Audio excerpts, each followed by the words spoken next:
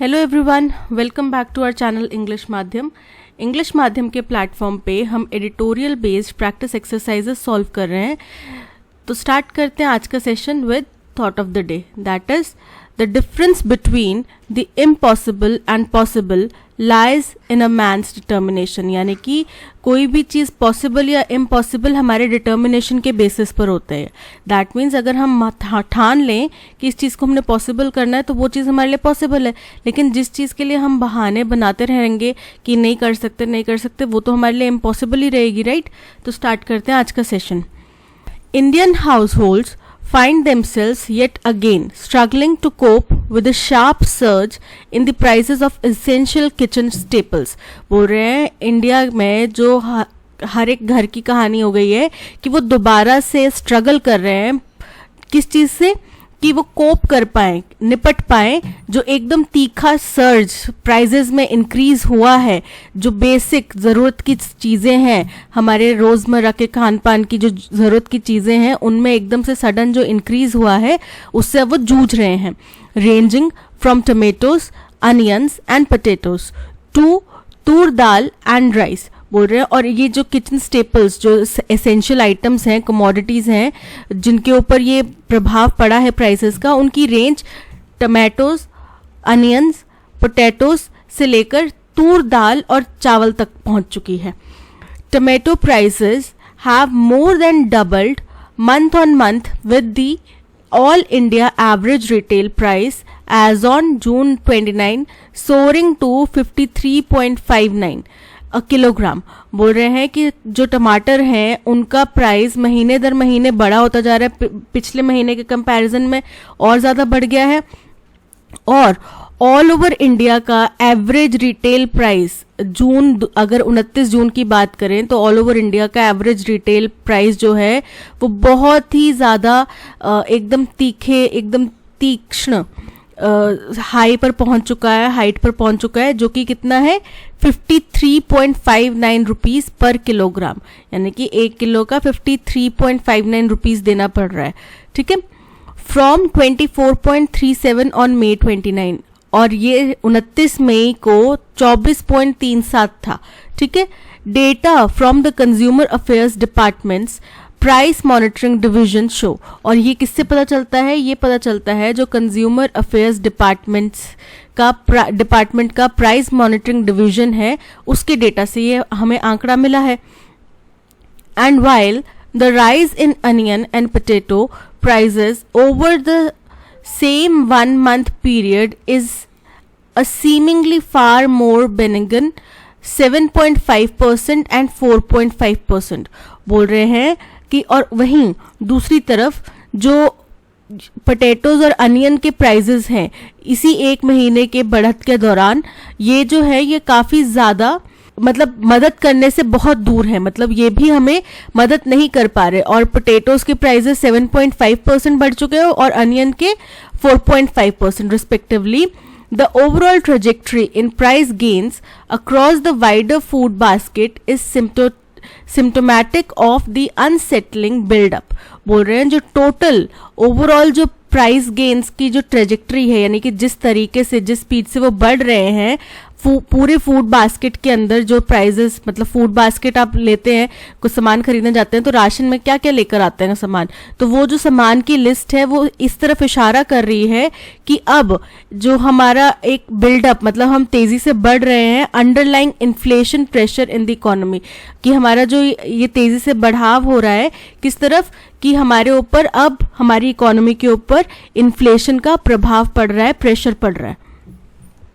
For instance, the price of tur dal, a key protein source in the diets of vegetarian households, बोल रहे हैं कि अगर अभी के लिए देखा जाए कि जैसे कि तूर दाल जो एक की प्रोटीन मुख्य प्रोटीन सोर्स है उन लोगों की डाइट का उन घरों में जहाँ पे वेजिटेरियन लोग रहते हैं उसमें तूर दाल बहुत इंपॉर्टेंस रखती है, प्रोटीन का एक इम्पॉर्टेंट सोर्स है।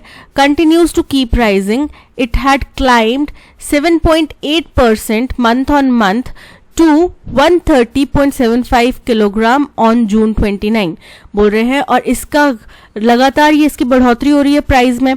ठीक है, और पिछले महीने के मुकाबले में ये 7.8% तक बढ़ चुकी है और अब इसका प्राइस 130.75 किलोग्राम पर किलोग्राम हो चुका है, जैसा कि जून 29 का आंकड़ा बताता है, as per the governments data. और ये गवर्नमेंट के डेटा के अनुसार है। Official retail inflation data for may released earlier this month, और जो ऑफिशियल महंगाई दर का जो डेटा था मई का, जो कि इस महीने की शुरुआत में बताया गया था, had shown that prices of pulses which include Toor dal had quickened by 128 basis points। बोल रहे हैं कि इसमें बताया गया है कि दालों के जो प्राइजेस हैं, खास तौर पे जिसमें तूर दाल भी इंक्लूडेड है, इनके प्राइजेस बहुत तेजी से चढ़ रहे हैं और 128 बेसिस पॉइंट तक ईयर ऑन ईयर बेसिस, पिछले साल के कंपैरिजन में 128 बेसिस पॉइंट तक ये बढ़ चुके हैं, to a 31 month high of 6.56%। और ये क्या है, ये जो 128 बेसिस पॉइंट बढ़ा है, ये पिछले 31 महीनों का हाईएस्ट है, जो कि कितना परसेंटेज से बढ़ चुका है, 6.56%। The governments imposition of stock limits on urad and tur on June 2 seems to have so far done little to cool price gains in lentils। बोल रहे हैं अभी हमें पता है कि गवर्नमेंट ने स्टॉक लिमिट्स लगा दी हैं दालों के ऊपर और कुछ और चीज़ों के ऊपर, तो ये जो गवर्नमेंट के जो स्टॉक लिमिट्स लगाई गई हैं इनके स्टॉक होल्डिंग करने पे, उससे उड़द दाल, तूर दाल, इन जैसे जो कि 2 जून को लगाई गई थी उड़द और तूर दाल के ऊपर, इससे अभी तक कुछ ज़्यादा हमें खासा फर्क दिखाई नहीं दिया है कि प्राइजेस दालों के कम हुए हों, ऐसा कुछ दिखाई नहीं दिया है। ठीक है, to be sure there is a seasonality component to the prices of farm produce. अब जो भी खेती बाड़ी से या डेयरी प्रोडक्ट्स हैं या खेती बाड़ी से चीज़ें आती हैं, अब उनको हमें पता है कि उसमें सीजन्स का इफेक्ट बहुत ज़्यादा पड़ता है। गर्मियों में थोड़ी जैसे डेयरी प्रोडक्ट्स उसमें कम उपज होती है गर्मियों के दौरान में, सर्दियों में ज़्यादा होती है। वैसे ही जैसे कि अगर कोई अभी किसी फसल का होगा टाइम हार्वेस्ट का, तो वो फसल उस टाइम पे ज़्यादा हो सकती है अगर रेन क्वालिटी अच्छी रही है और अच्छी बारिश हुई है, अच्छे सही टाइम से हुई है तो अच्छा रहेगा। लेकिन अगर नहीं, ये चीज़ें फेवरेबल नहीं है, तो प्रोड्यूस उस हिसाब से कम हो जाएगा। तो हमारा इन फार्म प्रोड्यूस के ऊपर बहुत ज़्यादा सीजन्स का इफेक्ट पड़ता है। And their supply is largely determined by factors including timing of harvest and the prices prevailing at the mandis। बोल रहे हैं कि और जो फैक्टर्स हैं जो बहुत ज़्यादा इनकी सप्लाई को डिटरमाइन करते हैं, सुनिश्चित करते हैं, निर्धारित करते हैं, वो क्या है कि टाइमिंग, किस टाइम पे इनकी हार्वेस्ट होती है, कटाई होती है, और जिस टाइम पे मंडी में आती हैं उस टाइम पे क्या दर, क्या भाव चल रहा है, when the farmers transport their crop to the markets, जिस टाइम पे ये फसलें मार्केट में आ रही हैं। ठीक है, just last month tomato growers in rural Maharashtra had dumped sizeable quantities of their produce on the roads after being offered unremunerative prices. बोल रहे हैं अभी पिछले महीने की ही बात है कि टमाटर के उत्पादक जो हैं महाराष्ट्र के रूरल एरिया में, उन्होंने बहुत बड़ी संख्या में, बहुत बड़ी क्वांटिटी में अपना ये जो टमाटर की उपज है उसको डंप कर दिया, कहीं पे फेंक दिया, गिरा दिया। कहाँ पे गिराया? ऑन द रोड्स, सड़कों पे गिरा दिया। आफ्टर बीइंग ऑफर्ड, जब उनको उनके उपज की सही कीमत नहीं मिली, घाटे का सौदा, मतलब घाटे की कीमत, उनकी जितना उनकी उपज हुई है, जितना उनकी लागत लगी है, लागत से कम उनको पैसे दिए गए। However, prices of several of these food items, including tomatoes, are still substantially higher। लेकिन अभी अब ये हो सकता है उन्होंने किया हो कि अगर हमारा सप्लाई कम हो जाएगा तो डिमांड बढ़ जाएगी तो हमें अच्छा पैसा मिलेगा। लेकिन अभी भी इस तरीके के जो आइटम्स हैं including tomatoes are still substantial, इनकी कीमतें अभी भी बहुत ज़्यादा हाई हैं than even the same time last year. जैसा कि पिछले साल अगर इसी दौरान को हम काउंट करें, इसी समय को काउंट करें पिछले साल के, तो उस टाइम से बहुत ज़्यादा है कीमतें।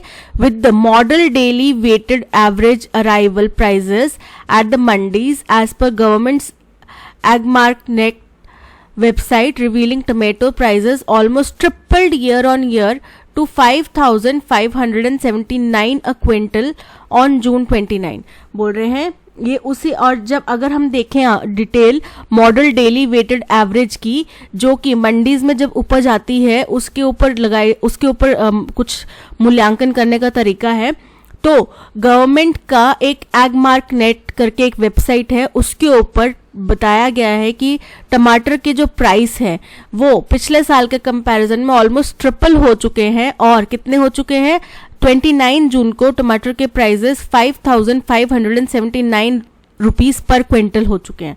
The same arrival price data show a 35% jump in tur dal and a 19% increase in common paddy यानी कि राइस बोल रहे हैं। और यही जो एगमार्क नेट जो वेबसाइट है, इसी में अराइवल प्राइस यानी कि जब उपज को किसान मंडी में लेकर आ रहे हैं उस टाइम का जो प्राइस बता रहे हैं तूर दाल का, वो 35% तक बढ़ चुका है। एंड और जो राइस है, कॉमन पैडी राइस है, उसका जो प्राइस है वो 19% बढ़ चुका है। With the monsoon rains 13% in deficit so far this year। अब हमें पता है कि इस साल अभी मॉनसून रेन्स बहुत कम हुई हैं, 13% की कमी आई है मॉनसून रेन्स में अभी तक। And the outlook for special and temporal distribution in the coming months clouded with, और जो आउटलुक है स्पेशल मतलब जगह स्पेस का, और टेम्पोरल मतलब टाइम का, स्पेस और टाइम के डिस्ट्रीब्यूशन का जो ये आउटलुक है अगले कुछ महीनों, आने वाले कुछ महीनों के लिए बहुत ही ज्यादा अनिश्चितता के बादलों से घिरा हुआ है। With uncertainty by the El Nino, क्योंकि हमें पता है अल नीनो इफेक्ट की वजह से भी बहुत ज्यादा कयास लगाए जा रहे हैं कि अच्छी बारिश नहीं होगी। हालांकि एक इंडियन ओशन डायपोल की बात की जा रही है, but we are not sure कि ये चीजें इफेक्ट करेंगी या नहीं करेंगी। ठीक है, तो अभी बहुत ज्यादा अनसर्टेनिटी बनी हुई है। There is a real risk that food prices could cause retail inflation to accelerate again। और इस अनसर्टेनिटी की वजह से अब ये असल में बहुत बड़ा रिस्क बन चुका है, और इस बात का खतरा बढ़ रहा है कि फूड प्राइसेस जो हैं उसकी वजह से रिटेल इन्फ्लेशन वापस से बढ़ सकती है, यानी कि महंगाई, खान पीन की चीज़ों की महंगाई बहुत ज़्यादा बढ़ सकती है। Policy makers need to walk the talk, यानी कि वॉक द टॉक मतलब जो कह रहे हो वो करो भी। ठीक है, एक्शन ओरिएंटेड चीजें करो, जो आप वचन दे रहे हो उसको बोलो मत, सिर्फ करो भी। ठीक है, तो पॉलिसी मेकर्स को अभी बहुत ज्यादा जरूरी है कि जो वो बोल रहे हैं, पॉलिसीज बना रहे हैं, उनको एक्चुअली करें। And retain laser focus on taming inflation, और अपना पूरा का पूरा ध्यान बहुत बारीकी से हर एक चीज को परखें, जांचें, और पूरा फोकस अपना इन्फ्लेशन को काबू में करने पे लगा दें। ठीक है, after all as the reserve bank of India's economists noted in the latest bulletin, जैसा कि रिजर्व बैंक के जो इकोनॉमिस्ट्स हैं उन्होंने लेटेस्ट अपनी रिपोर्ट में पाया है, The path to high but sustainable inclusive growth has to be paved by price stability। कि अगर हम चाहते हैं कि अच्छी इंक्लूसिव और सस्टेनेबल ग्रोथ हो हमारे देश की, तो उसके लिए सबसे पहले हमें अपने देश में प्राइस स्टेबिलिटी लेकर आनी पड़ेगी। उसी के कारण हम, उसी की वजह से हम आगे सस्टेनेबल इंक्लूसिव ग्रोथ कर सकते हैं, यानी कि सबका साथ सबका विकास उसी तर्ज पर हो सकता है। तो ये था सारा का सारा पैसेज। इस पैसेज का पूरा word to word Hindi explanation आपको टेलीग्राम चैनल में मिल जाएगा। हम स्टार्ट करते हैं क्वेश्चन नंबर 1 से। क्वेश्चन नंबर 1 कहता है, what can be inferred from the given passage about the economic conditions in India. कह रहे हैं इस पैसेज से इंडिया की इकोनॉमिक कंडीशंस के बारे में क्या पता लगाया जा सकता है। पहला ऑप्शन है, the Indian government is successfully managing the prices of essential kitchen staples, जो कि बिल्कुल गलत है। अगर वो मैनेज कर पा रहे होते तो जो जरूरी खान पीन की चीजें हैं उनके प्राइजेस इतने ज्यादा नहीं बढ़ते। ठीक है, तो ये तो बिल्कुल गलत होएगा। There is an unsettling buildup of underlying inflation pressures in Indian economy. बोल रहे हैं अभी बहुत ही ज्यादा तेजी से बढ़ता हुआ खतरा मंडरा रहा है कि इन्फ्लेशन की वजह से इंडियन इकोनॉमी के ऊपर जो प्रेशर पड़ रहा है उसका। The prices of kitchen staples is decreasing in India. बोल रहे हैं जो ज़रूरी किचन की सामग्रियां हैं उनका प्राइस कम हो रहा है हिंदुस्तान में, जो कि बिल्कुल गलत है। The consumer affairs department's price monitoring division has no data on prices of food items. बिल्कुल गलत, उनके पास बहुत बारीक डेटा है इन सब चीज़ों का। ठीक है, so option B is correct. Second question, what could be a potential cause of food prices causing retail inflation to accelerate according to the passage। बोल रहे हैं पैसेज के अनुसार हमारे रिटेल इन्फ्लेशन को बढ़ने के लिए क्या पोटेंशियल कॉजेज हो सकते हैं कि हमारे फूड प्राइस की वजह से, फूड में बढ़ती कीमतों की वजह से हमारा रिटेल इन्फ्लेशन बढ़ सकता है। तो देखते हैं। फर्स्ट है decrease in demand for farm produce, कि फार्म प्रोड्यूस की डिमांड कम हो गई है। तो ये तो बिल्कुल गलत है, हम तो पूरी तरह निर्भर ही अपने खाने पीने के लिए फार्म प्रोड्यूस पर हैं। ठीक है, and increase in number of farmers, की किसानों की संख्या बढ़ गई है। तो किसानों की संख्या बढ़ने से तो अच्छी उपज होनी चाहिए ना, और अच्छे हमें प्रोड्यूस मिलने चाहिए। ठीक है, the impact of El Nino on monsoon rains, कि अल नीनो का जो इफेक्ट है, इम्पैक्ट होगा, प्रभाव होगा मानसून रेन्स के ऊपर, जिसकी वजह से अभी तक 13% की गिरावट आई है मानसून रेन्स में। इसकी वजह से फूड इन्फ्लेशन और बढ़ सकती है, जो कि बिल्कुल सही है।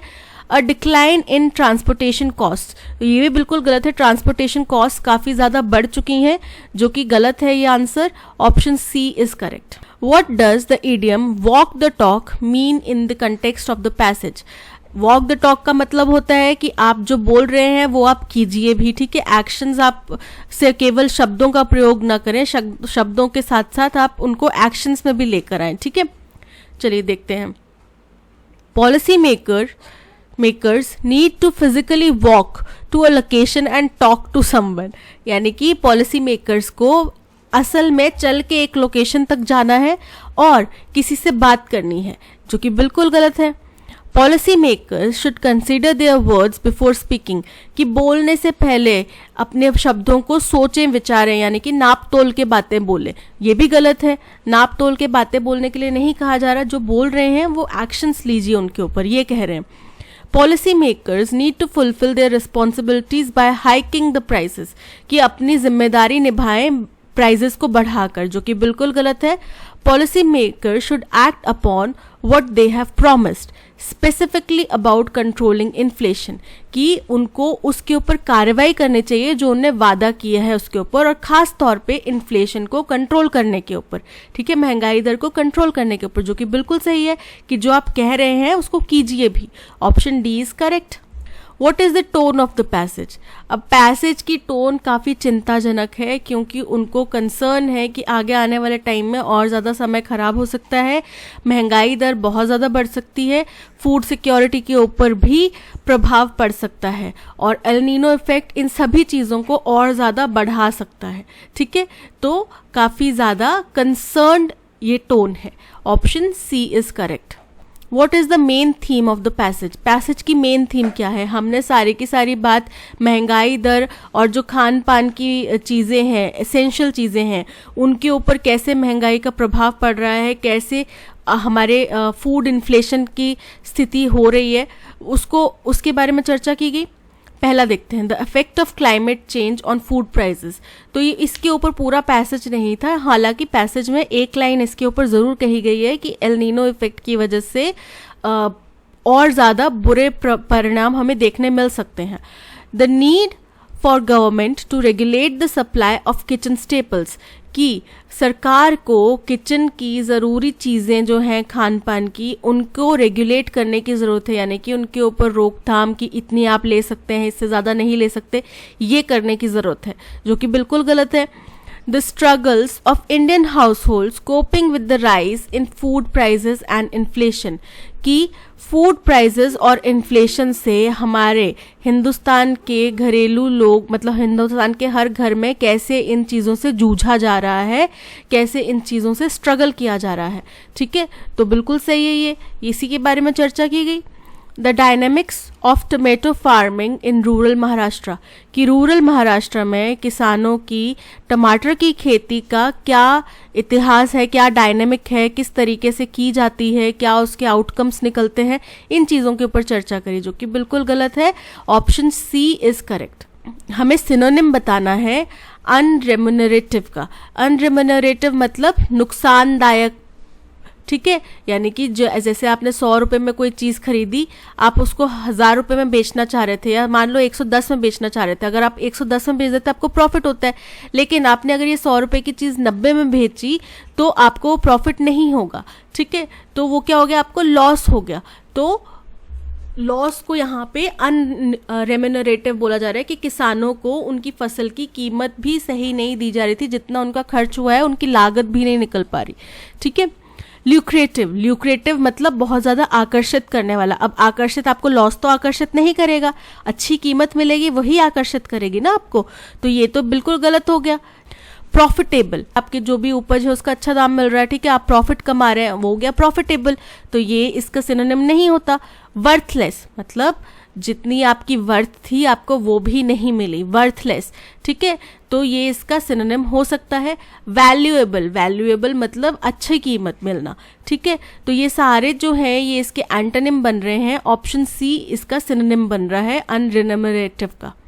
हमें अब एंटोनिम बताना है प्रिवेलिंग का। प्रिवेलिंग मतलब उस समय पे चल रही कोई चीज़, ठीक है, एट मोमेंट या at time, at that time होने वाली कोई चीज़, ठीक है। अनकॉमन मतलब जो उस टाइम पे नहीं हो रही, जो एकदम सामान्य नहीं है। डोमिनेंट मतलब जिसका अभी प्रभाव है ज़्यादा। एग्जिस्टिंग, एग्जिस्टिंग मतलब जो भी चल रहा है। करंट, करंट भी मतलब अभी जो चल रहा है। सो इन तीनों से option A uncommon is correct. Which of the following statements is are correct based on the passage, यानी कि इनमें से कौन सी स्टेटमेंट करेक्ट है वो हमें पता लगाना है। Tomato prices have more than doubled month on month with the average retail price on June 29 being 53.59 a kilogram। बोल रहे हैं कि मंथ ऑन मंथ प्राइजेस जो हैं वो बढ़ते जा रहे हैं, ठीक है, और डबल हो चुके हैं, और जो एवरेज रिटेल प्राइस है 29 जून को वो 53.59 पर किलोग्राम पहुंच गया, जो कि बिल्कुल सही है, ठीक है। The prices of tur dal has increase 7.8% month on month to 130.75 kilogram on June 29, ये भी सही है, ठीक है, इतना ही बड़ा है। The reserve bank of India emphasise the importance of price stability for high but sustainable inclusive growth, कि जो हमारा लोगो है सबका साथ सबका विकास, अगर हमें अपनी तरक्की करनी है सस्टेनेबल तरीके से जिसमें सबको इंक्लूड किया जाए, तो रिजर्व बैंक ऑफ इंडिया ने कहा है उसके लिए प्राइस स्टेबिलिटी बहुत ज़्यादा इंपॉर्टेंट है। और ये भी बात बिल्कुल सही है, हमने पढ़ी है ये चीज़ कि उनने कही है, ठीक है, तो यानी कि तीनों करेक्ट है, यानी कि option D all of above is correct. Question number 9, even the travel tourism of booking as early as possible for affordable airfare, कह रहे हैं कि जो हमारा एक ट्रैवल करने का मंत्र बन चुका है ना, कि जितना जल्दी हो सके उतना आप बुक कर लीजिए अपनी टिकट्स, ताकि आपको जो टिकट्स के प्राइजेस हैं वो अच्छे दामों में, मतलब कम दामों में आप टिकट्स बुक कर पाए, is being turned on its head as profitability emerges as the key determinant for the carriers। बोल रहे हैं वो भी अपने औंधे मुंह गिर जा रहा है, जो हमारा ये मंत्र बन चुका था ट्रैवल करने का कि पहले टिकट्स बुक कर लो, अच्छे प्राइस में, सस्ते प्राइस में टिकट्स मिल जाएंगी, उसको भी अब औंधे मुंह की खानी पड़ रही है, क्योंकि अब इस इंडस्ट्री का जो मेन मंत्र बन चुका है जिससे कि ये डिटरमाइन कर रही है अपने प्रॉफिट्स को, वो प्रॉफिटेबिलिटी बन चुका है, यानी कि हमें प्रॉफिट्स चाहिए, चाहे आप जितना जल्दी बुक करें चाहे जितना लेट बुक करें। अब आपको डिस्काउंट्स वगैरह कुछ नहीं मिल रहे, रेट्स आपको वैसे ही मिलेंगे, ठीक है। The skyrocketing ticket prices though are inexplicable, बोल रहे हैं, लेकिन जो इतने कीमतें बढ़ चुकी हैं टिकट्स की कि आसमान छू रही हैं, इसका कोई एक्सप्लेनेशन नहीं है।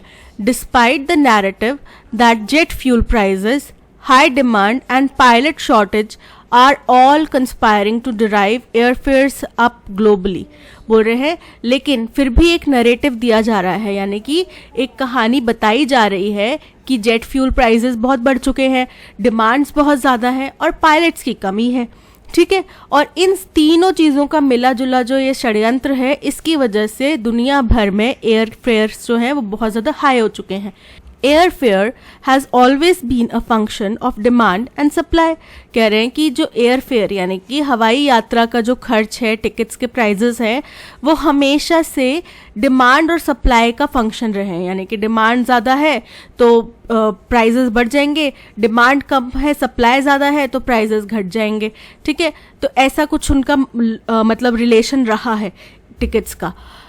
So, given the rush of bookings and pent up demand, तो अब bookings का रश देखते हुए और बढ़ती डिमांड देखते हुए a surge in prices was on expected lines after the reopening of regular international flights।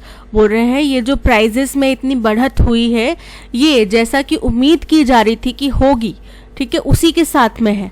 यानी कि पहले ही उम्मीद की जा रही थी कि प्राइजेस में बढ़त होगी और वैसा हुई भी, क्योंकि हम अपनी रेगुलर फ्लाइट्स जो हैं वो 2 साल के लंबे लॉकडाउन के बाद में चला रहे हैं, है ना। दोबारा लॉकडाउन के बाद में ये स्थिति सामान्य हुई है और अब फ्लाइट्स चलने लगी हैं।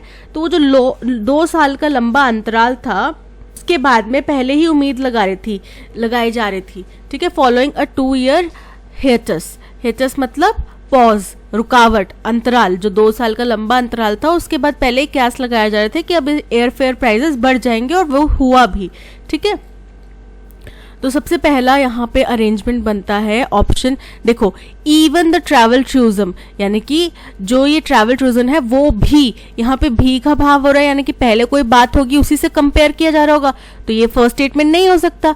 ठीक है, the skyrocketing ticket prices, इसमें भी पहले टिकट प्राइजेस के बारे में बताया जा रहा है कि टिकट प्राइजेस जो है वो बहुत ज़्यादा बढ़ चुके हैं और उसका कोई एक्सप्लेनेशन नहीं है, तो ये पॉसिबिलिटी है। But airfare has always been a function of demand and supply, ये एक ओपनिंग स्टेटमेंट है, क्योंकि यहाँ पे शुरुआत हुई कि हवाई यात्रा करना हमेशा डिमांड और सप्लाई का फंक्शन रहा है। ठीक है, तो ये एक भूमिका बांध दी उन्होंने, फर्स्ट स्टेटमेंट हो गया।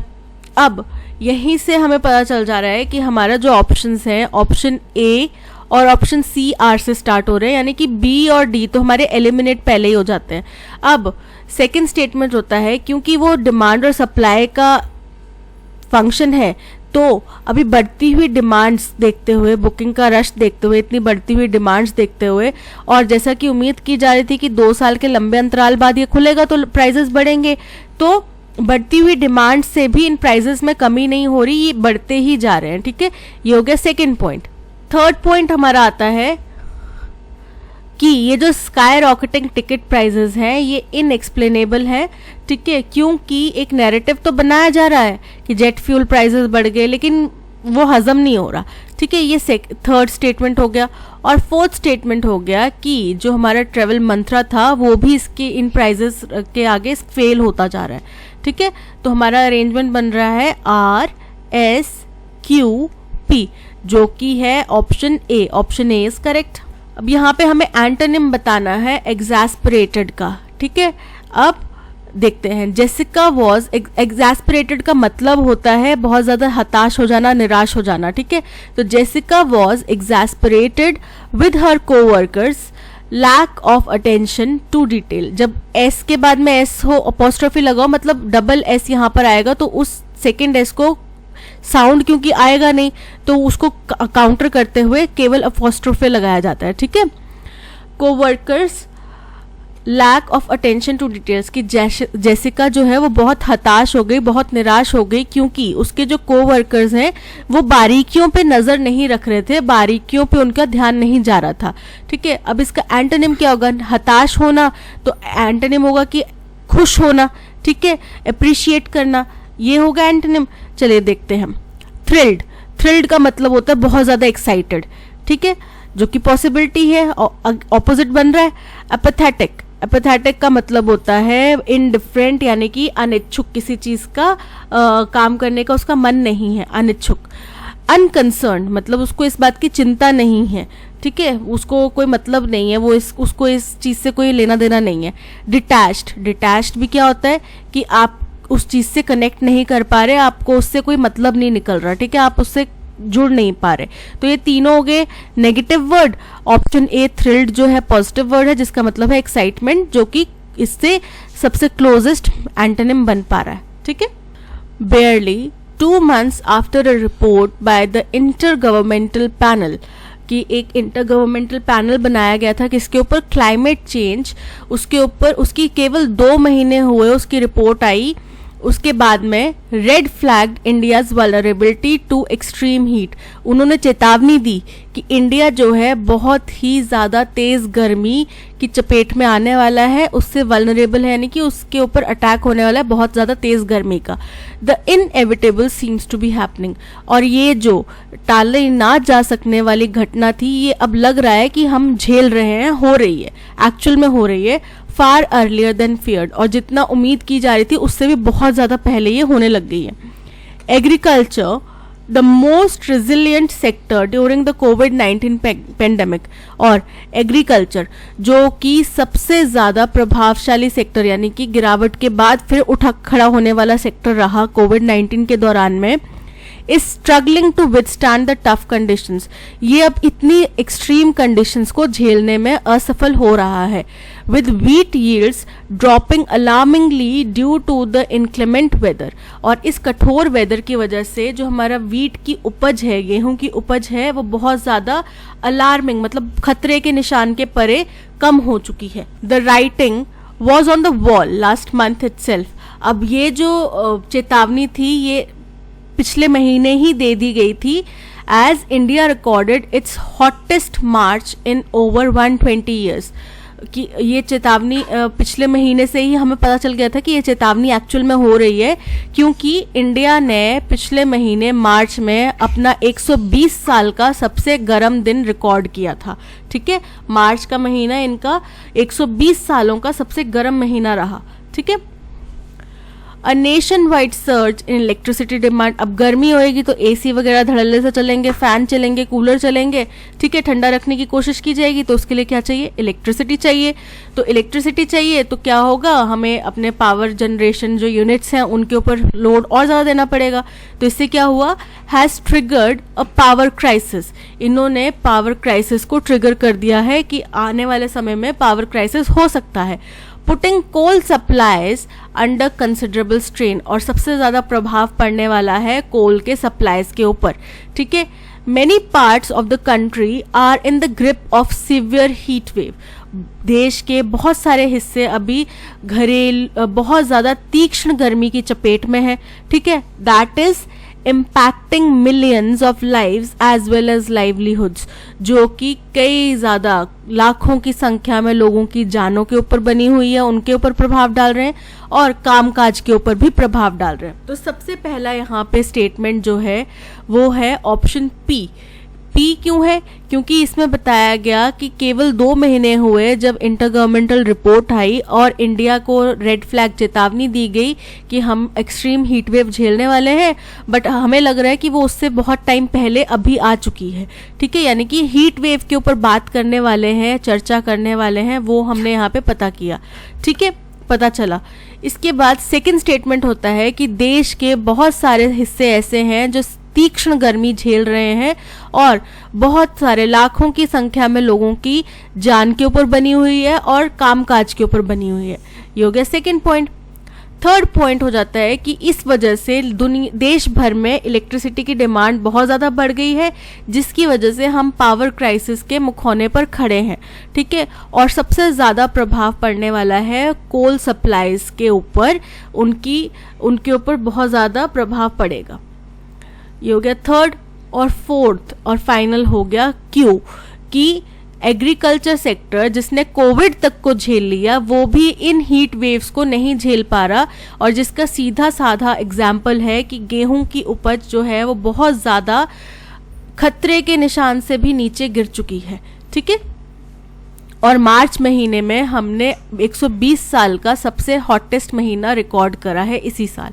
राइट, तो हमारा अरेंजमेंट बन रहा है P S R Q. P से देखो 2 ऑप्शंस हैं, ए बी और डी, यानी कि ए और सी तो एलिमिनेट हो गए। P S R Q, option B is correct. अब इसको एक्टिव वॉइस में चेंज करना है।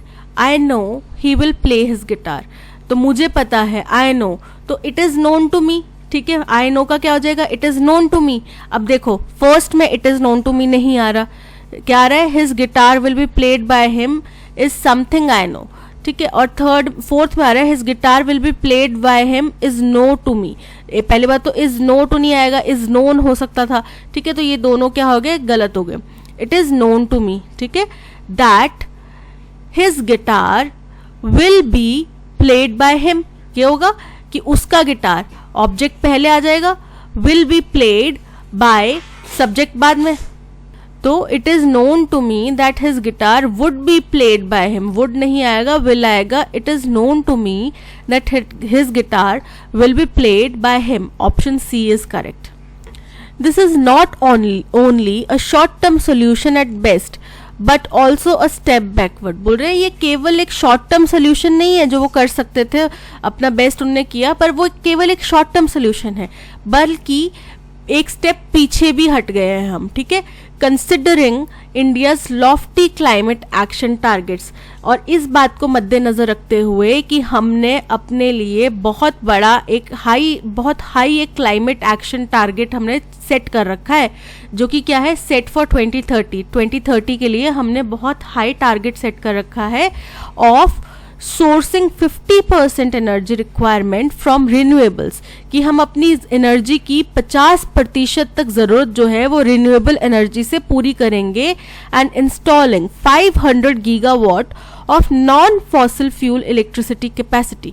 और हम नॉन फॉसिल यानी कि जो खत्म हो, जो फॉसिल फ्यूल्स है जैसे कि कोल हो गया, डीजल, पेट्रोल, इनके ऊपर चलने वाले जो भी हमारे सप्लाई हैं, इलेक्ट्रिसिटी इंस्टॉलेशन यूनिट्स हैं, वो हम शिफ्ट करेंगे और एक non fossil fuel renewable energy वाला 500 गीगावाट का हम इंस्टॉलेशन करने वाले हैं। तो ये बहुत बड़े हमारे लिए टारगेट्स हैं, और जो ये हमने फैसला लिया है ये शॉर्ट टर्म सोल्यूशन है और इस टारगेट से एक कदम पीछे हट जाता है। However, over dependence on this highly polluting fossil fuel is impeding India's effort to shift to renewable sources of energy। बोल रहे हैं हालांकि इस बहुत ज़्यादा पोल्यूशन फैलाने वाले फॉसिल फ्यूल के ऊपर हमारे ज़रूरत से ज़्यादा निर्भर होना, इंडिया का जो प्रयास है कि हम रिन्यूएबल एनर्जी सोर्स एक बन पाए, एक रिन्यूएबल एनर्जी रिसोर्स के ऊपर हम शिफ्ट कर पाए, उससे हमें पीछे धकेलता है, ठीक है, उससे हमें रोकता है। The surge in power demand triggered by scorching heat wave, बोल रहे हैं जो ये पावर डिमांड में इतनी तेजी आई है, इतनी मांग इसकी बढ़ गई है, ये क्यों बढ़ी है? क्योंकि हमने अभी पिछले उसमें भी डिस्कस करा कि हीट वेव जो है वो बहुत ज़्यादा बढ़ चुकी है, बहुत तीक्ष्ण गर्मी हो रही है, तो उसकी वजह से पावर डिमांड बढ़ गई है। has led to frantic attempts to arrange adequate coal supplies, और इसकी वजह से हमने बहुत जल्दबाजी में अटेम्प्ट्स करे हैं कि हम अपने कोल भंडारों को भर लें, कोल सप्लाई पूरी कर पाए, ठीक है। With the power crisis worsening, the union government is contemplating desperate measures which might turn out to be counterproductive in the long run। बोल रहे हैं कि जैसे जैसे पावर क्राइसिस बढ़ रहा है तो यूनियन गवर्नमेंट ने बहुत ज़्यादा आनन फानन में बहुत ज़्यादा सीवियर डेस्परेट स्टेप्स उठाए हैं, जो कि लॉन्ग रन में इतने प्रोडक्टिव नहीं हो सकते, बल्कि उसका उल्टा इफेक्ट दिख सकता है। Discussions are being held with power firms on reviving non-operational coal-based plants। बोल रहे हैं चर्चा जारी है, बातचीत जारी है पावर फर्म्स के साथ में, जो पावर सप्लाई कंपनी करती हैं उनके साथ में, कि जो अभी इंडिया में कोल बेस्ड प्लांट्स जो हैं जिनके अंदर काम नहीं हो रहा, उनको दोबारा जीवंत किया जाए, यानी कि उनके अंदर काम दोबारा स्टार्ट किया जाए। And the ones that are under liquidation मतलब नीलामी के ऊपर है, ठीक है, तो उनके ऊपर भी, उनके अंदर भी काम शुरू किया है, जो अभी नीलामी के तर्ज पर खड़े हैं, जो नीलाम होने वाले हैं, उनके अंदर भी काम दोबारा स्टार्ट किया जाए। तो ये क्या हो गया, ये हमारा हो गया फर्स्ट स्टेटमेंट। कैसे? क्योंकि इसमें बताया गया कि पावर क्राइसिस की खराब होती स्थिति की वजह से हमने ये स्टेप्स लिए हैं। ये हो गया फर्स्ट। सेकंड हो गया। अब क्योंकि ये देखो उन्होंने बोला कि ये लॉन्ग रन में काउंटर प्रोडक्टिव होंगे, तो वही बताया गया कि ये जो है ये शॉर्ट टर्म सोल्यूशन, केवल शॉर्ट टर्म सोल्यूशन नहीं है बल्कि एक स्टेप बैकवर्ड भी है हमारे गोल्स से जो हमने सेट किए हैं कि हम रिन्यूएबल एनर्जी के ऊपर 50% अपनी एनर्जी रिन्यूएबल रिसोर्सेज से प्रोड्यूस करेंगे, इनसे हमें पीछे हटाता है। सेकेंड पॉइंट हो गया। थर्ड पॉइंट हो जाता है कि ये जो इतनी ज़्यादा डिमांड है ये क्यों बढ़ी, रीज़न बताया कि बहुत ज़्यादा तीक्ष्ण गर्मी की वजह से ये डिमांड बढ़ी और इसको पूरा करने के लिए सरकार ने आनन फानन में ये स्टेप उठा लिया, ठीक है, और अपने कोल सप्लाईज को पूरा करने में जुट गए। और फोर्थ स्टेप हो जाता है, हाउएवर, इस जो इतना पोल्यूटिंग, अब कोल तो है वो उससे पोल्यूशन तो होएगा ही, तो ये फॉसिल फ्यूल भी है, ठीक है, तो इस फॉसिल फ्यूल के ऊपर हमारी ओवर डिपेंडेंस जो है वो हमें अपने एफर्ट्स कि हम रिन्यूएबल एनर्जी रिसोर्सेज के ऊपर शिफ्ट करेंगे उससे रोक रही है, उससे पीछे हटा रही है। और ये हो गया फोर्थ। तो हमारा अरेंजमेंट बनता है SPRQ, ठीक है। अब S से दो ऑप्शन है, C और D, A और B तो एलिमिनेट हो गए। SR नहीं चाहिए हमें, SP चाहिए, तो ये भी गया। SPRQ, option D is correct. The dash nature of instruction made it difficult for the students to understand the assignment. अब जो इंस्ट्रक्शंस हैं वो इस तरीके की थी कि बच्चों को असाइनमेंट समझ में आने में मुश्किल हुई, यानी कि इंस्ट्रक्शंस क्लियर नहीं थी, ठीक है, या फिर साफ नहीं थी, या फिर बड़ी पेचीदा थी। तो इनका नेचर बताया गया यहाँ पे इंस्ट्रक्शंस का, किस तरीके की इंस्ट्रक्शंस थी। तो सबसे पहला है एम्बिवेलेंट। एम्बिवेलेंट का मतलब होता है कि बहुत ही ज्यादा अनसर्टेन थी, अनडिसाइसिव थी, ठीक है। एम्ब्रोसियल का मतलब होता है कि बहुत ही ज्यादा खुशबूदार या टेस्टफुल थी। एम्बिग्यूअस का मतलब होता है अस्पष्ट, जो कि अस्पष्ट थी। तो एम्बिग्यूअस नेचर था इंस्ट्रक्शन का, यानी कि अस्पष्ट नेचर था इंस्ट्रक्शंस का, तो इस वजह से बच्चों को असाइनमेंट समझ में आने में मुश्किलें आई, ठीक है। ऑप्शन डी है एम्बीडेक्स्ट्रस। एम्बीडेक्स्ट्रस का मतलब होता है वायरस। वायरस कौन? वीरो सहस्त्र बुद्धे, जो दोनों हाथों से बराबरी से लिख सकते थे ना, वो होता है एम्बीडेक्स्ट्रस, ठीक है। तो यहाँ पे जो ये इंस्ट्रक्शन थी वो क्या थी? एम्बिगियस, यानी कि अनक्लियर थी, स्पष्ट नहीं थी। While it reflects a pickup in economic activity despite the escalating geopolitical conflict, बोल रहे हैं हालांकि इससे हमें ये ज़रूर देखने मिल रहा है कि हमारी इकोनॉमिक एक्टिविटी में उछाल आया है, बढ़त आई है, डिस्पाइट, हालांकि जो जियोपॉलिटिकल कन्फ्लिक्ट है वो बढ़ रहा है, फिर भी हमारी इकोनॉमिक एक्टिविटी अच्छी हुई है, बढ़ी है। And the effect of tighter input credit norms also noteworthy is the huge price rise in input cost. और कह रहे हैं कि जो इफेक्ट है, ये जो टाइटर हमने इनपुट क्रेडिट नॉर्म्स जो हमने अपनी टाइट करी हैं, कठोर करी हैं, इसकी वजह से ऑल्सो नोटवर्दी इज दी, और एक और चीज़ नोट करने वाली है कि जो प्राइस राइज है इनपुट कॉस्ट का, visible in the surge in retail rates, ये किस में दिखाई दे रहा है? हमारे रिटेल रेट्स में जो इतनी तेजी आई है उसमें दिखाई दे रहा है। The all time high monthly goods and service tax GST collection of ₹1.68 lakh crore in April, बोल रहे हैं अभी तक का सबसे हाईएस्ट जो GST कलेक्शन हुआ है, जो कि कितना हुआ है? 1.68 लाख करोड़, और कब हुआ है? अप्रैल में। And increase of 20% from April last year, जो कि पिछले साल अप्रैल के मुकाबले में 20% तक बढ़ चुका है, इज एन एनकरेजिंग स्टेटिस्टिक। ये बहुत ही ज्यादा इनकरेज करने वाला, मोटिवेट करने वाला एक आंकड़ा है। Notwithstanding the subdued sentiment because of the rising inflation levels, और हालांकि, और ये किसके बावजूद हुआ है कि हमारे जो सेंटिमेंट्स हैं कि इन्फ्लेशन इतना बढ़ चुका है, उसके बावजूद हमने ये आंकड़ा हासिल कर पाया है, ठीक है। Attributed to improvement in compliance behavior and stricter enforcement, और ये किस वजह से हुआ है? ये इसलिए हुआ है कि हम लोग अब अपना जो एक पालन करने का बिहेवियर है वो हमारा इम्प्रूव हुआ है कि अब हम नियमों को पालन कर रहे हैं, और इन नियमों को लागू भी बहुत कड़े तौर पे किया जा रहा है। Enforcement action against tax evaders, कि जो भी इन टैक्स से चोरी करेंगे उनके ऊपर बहुत ज़्यादा स्ट्रिक्ट एक्शंस लिए जाएंगे।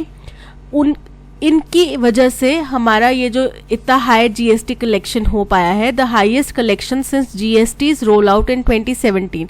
अब ये क्यों हुआ? क्योंकि हमने अपना बिहेवियर चेंज करा, अब हम नियमों का पालन करते हैं और जो लोग टैक्स की चोरी करेंगे उनके अगेंस्ट में बहुत ज़्यादा स्ट्रिक्ट एक्शंस लिए जा रहे हैं, इसलिए हमारा जीएसटी का कलेक्शन इतना बड़ा है, जो कि 2017 में जब से ये लागू हुआ था तब से लेकर अब तक का ये हाईएस्ट है।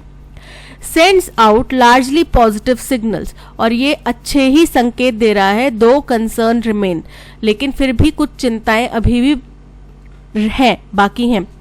Last months mop up is rupees 25,000 crore higher than the previous record set in March। जो ये पिछले महीने का जो कलेक्शन है, अप्रैल महीने का जो कलेक्शन है, ये 25,000 करोड़ ज़्यादा है मार्च महीने से, जो कि पिछला रिकॉर्ड था। यानी कि मार्च महीने में हमने पिछला रिकॉर्ड सेट करा और अप्रैल में उसको तोड़ के उससे 25,000 करोड़ और ज़्यादा हमने टैक्स कलेक्शन कर लिया। फर्स्ट स्टेटमेंट इसमें हो जाता है जहाँ पे बात आती है कि हमने कितना टैक्स कलेक्शन किया है एज जीएसटी। ये हो गया हमारा फर्स्ट स्टेटमेंट। सेकेंड स्टेटमेंट हो जाता है कि ये पिछले महीने से 25,000 करोड़ ज़्यादा है। ठीक है, ये होता है सेकेंड स्टेटमेंट। थर्ड स्टेटमेंट हमारा होता है कि ये इतना ज़्यादा कलेक्शन क्यों हुआ, क्योंकि हमारा कंप्लायंस बिहेवियर अच्छा हुआ। ठीक है, ये हो जाता है थर्ड स्टेटमेंट। और फोर्थ स्टेटमेंट कि अच्छा, तो इकोनॉमी तो हमारी ठीक है, अच्छी हो रही है, हालांकि जियोपॉलिटिकल कन्फ्लिक्ट चल रहे हैं, फिर भी अच्छा पिकअप है, लेकिन जो टाइटर इनपुट क्रेडिट नॉर्म्स हैं उनका प्रभाव पड़ा। और कुछ चीज़ें नोट करने वाली ये है कि हम अच्छा तो कर रहे हैं, बट हमारे रिटेल इन्फ्लेशन फिर भी बढ़ रहा है, उसमें राइस हो रहा है। ठीक है, ये हो गया फोर्थ। तो अरेंजमेंट बनता है Q S R P. Q से दो ऑप्शन है, ए और C. Q S P R, P R तो नहीं चाहिए हमें, आर पी चाहिए, तो सेकंड देखते हैं, Q S R P, option C is correct. Select the correct collocation from the options and complete the sentence. अब इसमें से हमें करेक्ट ऑप्शन चूज करना है। ठीक है, she was dash to attend the conference but her flight got cancelled. या तो वो कॉन्फ्रेंस अटेंड करने जा रही थी, she was going to attend the conference, लेकिन उसकी फ्लाइट कैंसिल हो गई, या फिर उसको कॉन्फ्रेंस अटेंड करनी थी पर उसकी फ्लाइट कैंसिल हो गई। ठीक है, तो किसी तरीके का उसका ऑब्लिगेशन यहाँ पे दिखाया जा रहा है कि वो कुछ करने के लिए तत्पर थी या कन्फाइंड थी। तो पहले देखते हैं ऑप्शन ए, सपोज्ड यहाँ पे उसका ऑब्लिगेशन दिखाता है, she was suppose to attend the conference but her flight got cancelled, लेकिन उसकी फ्लाइट कैंसिल हो गई। डिसाइडेड, उसने डिसाइड किया था, तो शी वॉज डिसाइडेड नहीं हो सकता, she decided to attend the conference अगर होता तो पॉसिबिलिटी थी। यहाँ पे शी डिसाइडेड का मतलब है उसने चुना, उसने फैसला किया था। ठीक है, तो ये स्टेटमेंट ये यहाँ पे ग्रामेटिकली फिट नहीं बैठता। Interested, she was interested to attend the conference, कि वो कॉन्फ्रेंस अटेंड करने की इच्छुक थी। ठीक है, या फिर happy, she was happy to attend the conference but her flight got delayed. तो हैप्पी भी पॉसिबिलिटी है, बट यहाँ पे हम सपोज चूज कर रहे हैं बिकॉज वी आर बिलीविंग कि उसको अटेंड करनी थी, उसका एक ऑब्लिगेशन था। So option A is correct. Simple yet mysteriously profound, soft yet hitting. बोल रहे हैं कि बहुत ही ज़्यादा आसान लेकिन फिर भी समझने में मुश्किल। सॉफ्ट येट हार्ट हिटिंग, हालांकि शब्द बहुत सॉफ्ट थे लेकिन वो दिल को बहुत तेज छूते थे। Sant Kabir's teaching have always challenged the status quo. Sant Kabir की जो भी टिप्पणियाँ थी, जो भी उनकी ज्ञान था, उनकी बातें थी, वो बहुत ही ज़्यादा चैलेंज करती थी, उस समय की जो भी परिस्थिति थी उनको चैलेंज करती थी। Awakening seekers to realise transiency of life, जिससे कि जो भी सत्य जानना चाहते हैं लोग, उनको जो ये जीवन है उसकी अस्थिरता, कि आज है कल नहीं है, ये केवल एक रंगमंच है, इस पे हम सिर्फ एक पार्ट प्ले कर रहे हैं, उसके एहसास कराती थी। As opposed to the magnificence of eternal being, और जैसा कि अपोज किया जाता है तो वो जो है मैग्निफिसेंस है इटर्नल बीइंग होने का, मतलब कि जन्म मरण के चक्र के अंदर फंसे हुए हैं, हम यहाँ पे अच्छे कर्म करेंगे फिर वहाँ पे जाएंगे। जबकि कुछ लोग कहते हैं कि ये केवल पार्ट प्ले कर रहे हैं, हम अपना, हमारा पार्ट जब खत्म हो जाएगा तो हम चले जाएंगे, सब गॉड ने लिखा हुआ है। ठीक है, तो ये दो डिफरेंट आइडियोलॉजीज हैं और संत कबीर पहली आइडियोलॉजी को कि हमारा एक पार्ट लिखा हुआ है, हम यहाँ पे रोल प्ले कर रहे हैं, उसको प्रमोट कर रहे हैं। Kabir dash a term Avadhu to call upon the guru, बोल रहे हैं कबीर ने गुरु को एक अवधो टर्म से डिफाइन करा, उनको एक टर्म दी अवधो। ठीक है, अवधो मीन्स इन्फानाइट, अवधो का मतलब है infinite, vast, expensive, boundaryless, as profound as ether. और अवधो का मतलब है इन्फानाइट, यानी कि जिसका कोई अंत नहीं है। ठीक है, बहुत ही बड़ा, बहुत ही वास्ट, और एक्सपेंसिव, लगातार बढ़ता हुआ, जिसकी कोई सीमा नहीं है, और इतना प्रोफाउंड, यानी कि इतना अनभिज्ञ, इतना ना समझ में आने वाला, जितना कि ईथर। ईथर क्या होता है? आकाश जितना, मतलब उसकी ऊंचाई के जितना जो है ये गहरा है, मतलब जितनी आकाश की ऊंचाई है उतना ये गहरा है। That which is boundless, unfathomable, indivisible and impeccable. ये एक ऐसी चीज है जो कि कैप्चर नहीं की जा सकती, जिसको हम बांध नहीं सकते, जो कि अनफैथमेबल यानी कि बहुत विशाल है, जिसको हम काट नहीं सकते, डिवाइड नहीं कर सकते, और जो कि इम्पेकेबल है, यानी कि जिसमें कोई दोष नहीं है, गलतीहीन है, जिसका कोई फ्लॉ नहीं है। ठीक है, फ्लॉलेस है। To sum an Avadhuta is one who doesn't wear any garments.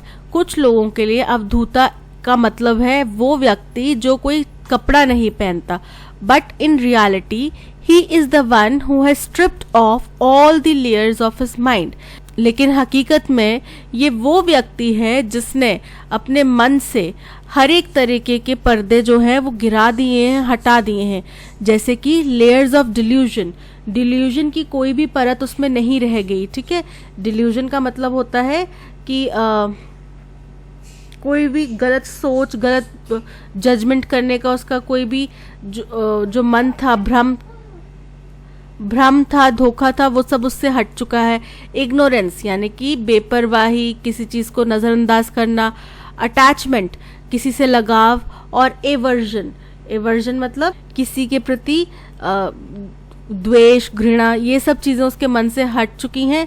10 is resplendent, self effulgent and unswervingly established in his true self, यानी कि ये बहुत ही ज्यादा चमकीला होगा। सेल्फ एफ्लुजेंट यानी कि अपने आप में ज्ञान से भरा हुआ है। एंड अनस्वर्विंगली एस्टैब्लिश्ड, और उसके विचार जो हैं वो किसी के प्रभाव से विचलित नहीं होते, किसी के बोलने से विचलित नहीं होते। इन हिज ट्रू सेल्फ, अपने आप में वो अविचलित है। Kabir boldly proclaims that what we ignorantly believe to be our real homes। Kabir ने बहुत ही बोल्ड तरीके से ये कहा है, इसका आवाहन किया है कि जिसको हम अपना घर बोलते हैं, इस अपना घर मानते हैं, this body is not our true dash. ये जो शरीर है, ये देह जो है, ये हमारी असल क्या नहीं है, हमारा असल रूप नहीं है, हमारा असल घर नहीं है। Body is dash and so are its relationships. ये बॉडी जो है हो सकता है नश्वर है, किस तरीके की बॉडी है वो बताया गया, और वैसे ही ये रिश्ते भी। Which we mistakenly consider to be real, जो कि हम गलती से असल मान लेते हैं, सही मान लेते हैं। Only self is real truth, consciousness, bliss and all pervasive. बोल रहे हैं केवल एक ही चीज जो है रियल है, और वो क्या है? सत्य। कॉन्शियसनेस, कॉन्शियसनेस यानी कि संवेदन, यानी केवल आत्मा ही सत्य है, स्थिर है, सत्य है, वास्तव है, चेतना है, आनंद है और सर्वव्यापी है। कबीर ने एक शब्द गढ़ा, एक टर्म गढ़ी, तो उसको बोला जाता है कॉइन करना। कोई आप स्टेटमेंट बनाते हैं, कोई टर्म आप कर देते हैं तो उसको बोला जाता है कॉइन, यानी कि कॉइंड। कॉइंड मतलब उनने वो शब्द बनाया, उनने वो टर्म फ्रेज करी। प्रांस्ड, प्रांस्ड का मतलब होता है उछालना किसी चीज को, ठीक है। रिवर्बरेटेड मतलब एको यानी कि गूंजना, और अटेन मतलब पाना, प्राप्त करना, अचीव करना। सो option A coined is correct. कुछ लोगों के लिए अवधूता जो है एक ऐसा व्यक्ति है जो कि कपड़े नहीं पहनता, ठीक है, यानी कि one who doesn't wear any garments, which, whom, who, option C who is correct. Kabir ने बहुत स्ट्रांगली ये चीज, ओपनली ये चीज कही है कि हम लोग बहुत ही बेपरवाह होके मतलब चीजों को नजरअंदाज करते हुए इस जगह को अपना असल घर मान लेते हैं। This body is not our true, क्या है ये घर, ये जो शरीर है ये हमारा असल क्या नहीं है, लिबरेशन। लिबरेशन का मतलब होता है मुक्ति नहीं है, ठीक है। थर्स्ट मतलब प्यास नहीं है, ठीक है। अबोर्ड, अबोर्ड मतलब घर नहीं है, ठीक है। और फैलेसी, फैलेसी मतलब भ्रम नहीं है। तो यहाँ पे घर की बात की जा रही है, रियल होम, तो यहाँ पे बॉडी के लिए भी यूज किया जाएगा होम, यानी कि abode. It is not our true abode. Body is dash and so are its relationships. ये शरीर नश्वर है और ये रिश्ते भी नश्वर है। तो पहला आता है इनकॉम्प्रिहेंसिबल। इनकॉम्प्रिहेंसिबल का मतलब होता है कि जो चीज हम लोग समझ नहीं सकते, जिसका हमें समझ नहीं है, कॉम्प्रिहेंड नहीं कर सकते, जिसकी हमें ज्ञान नहीं है, वो हो गया इनकॉम्प्रिहेंसिबल। इफर्मल, इफर्मल का मतलब होता है बहुत ही ज्यादा टेम्पररी, यानी कि कुछ समय के लिए। इंसेसेंट, इंसेसेंट मतलब होता है लगातार। एंड सबड्यूड, सबड्यूड मतलब शांत एकदम। तो यहाँ पे ये जो बॉडी है ये इफर्मल है, यानी कि टेम्पररी है, और ये रिश्ते भी टेम्पररी हैं। Option B is correct. तो आज के पैसेज में इतना ही। इस पैसेज की पीडीएफ और ऑडियो एक्सप्लेनेशन आपको टेलीग्राम चैनल पे मिल जाएगी। टेलीग्राम चैनल का लिंक आपको डिस्क्रिप्शन में दे दिया गया है। साथ ही साथ आप प्ले स्टोर से हमारी ऐप भी डाउनलोड कर सकते हैं। ऐप का लिंक भी आपको डिस्क्रिप्शन में दे दिया गया है। Thank you so much for watching. अगर कंटेंट पसंद आया हो तो लाइक, शेयर और सब्सक्राइब जरूर कीजिएगा। मिलते हैं नेक्स्ट सेशन में। Till then keep learning, keep practising. Bye bye.